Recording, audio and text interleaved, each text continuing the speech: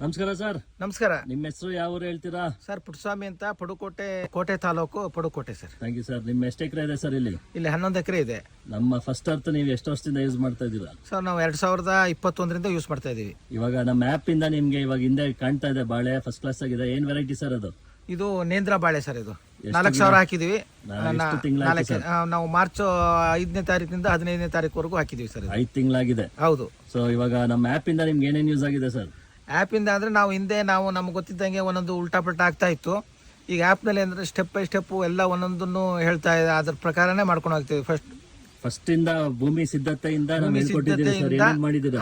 ಸೆಣಬು ಡಯಾಂಚ ಹಾಕಿ ಅದನ್ನ 45 ದಿವಸ ಬಿಟ್ಟು ಅದು ಹೂ ಆಗ್ತಿದ್ದಂಗೆ ಅದನ್ನ ರೋಟಾವೇಟರ್ ಮಾಡಿಸಿ, ಆಮೇಲೆ ಇದು ಸಾಲ್ ಹೊಡಿಸಿ, ಕಂದನ್ನ ಸ್ವಲ್ಪ ಸೆಲೆಕ್ಟೆಡ್ ಲೋಕಲ್ ಕಂದನ್ನೇ ತಗೊಂಡು ಇವಾಗ ನಾವು ಸೆಣಬು 45ದಿಂದ 55 ದಿನ ಹೇಳ್ಕೊಡೋದಲ್ದೆ ನಾವು ಹೇಗ್ ನಾಟಿ ಮಾಡೋದು, ಕಂದ್ ಹೇಗ್ ಕಿತ್ತೋದು, ಅದನ್ನ ನಾಟಿ ಮಾಡೋದು ಹೇಗೆ, ಮೊದಲನೇ ತಿಂಗಳು ಏನೇನ್ ರೋಗ ಬರುತ್ತೆ, ಮೊದಲನೇ ತಿಂಗಳು ಆದ್ಮೇಲೆ ಏನೇನ್ ಹುಳ ಬರುತ್ತೆ, ಯಾವ ತರ ಎಲ್ಲಾನು ಹೇಳಿದಿರಿ.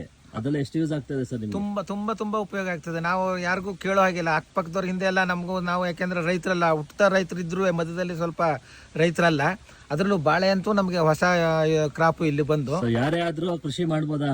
ಖಂಡಿತ ಏನಿಲ್ಲ, ಕಣ್ಣು ಫಾಲೋ ಮಾಡಿದ್ರೆ ಸಕ್ಸಸ್ ಫಸ್ಟ್ ಕ್ಲಾಸ್ ಸಕ್ಸಸ್. ಏನು ನಂಬರ್ 1 ಗ್ಯಾರಂಟಿ.